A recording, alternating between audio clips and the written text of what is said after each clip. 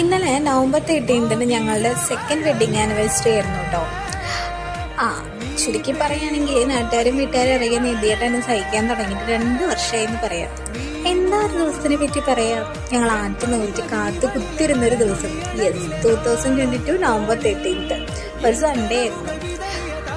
രണ്ടുപേരും ഒന്നിച്ചിട്ടുള്ളൊരു കല്യാണം, രണ്ടുപേരും വീട്ടുകാരും ഒന്നിച്ചിട്ടുള്ളൊരു കല്യാണം സ്വപ്നമായി കണ്ടു നടന്നിരുന്നു ഞങ്ങൾക്ക് പെട്ടെന്നൊരു ദിവസം ഭഗവാൻ കൃഷ്ണൻ യാഥാർത്ഥ്യമാക്കി തന്നു. അങ്ങനെ വേണം പറയണമെങ്കിൽ. ശരിക്കും ഷോക്കായിരുന്നു. പിന്നെ എന്നെ വേറെ വല്ലവരാണ് കല്യാണം കഴിച്ചിരുന്നെങ്കിൽ കല്യാണം കഴിഞ്ഞ് 2 ദിവസത്തിനുള്ളിൽ ഡിവോഴ്സ് ആയേനെ.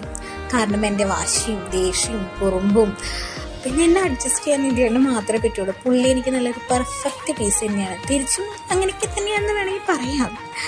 അപ്പോൾ വെഡിങ് ആനിവേഴ്സറിയുടെ ബാക്കി കലാപരിപാടികൾ പിറകെ വരുന്നതായിരിക്കും. അപ്പോൾ അടുത്ത വീഡിയോ കാണാം. നെക്സ്റ്റ്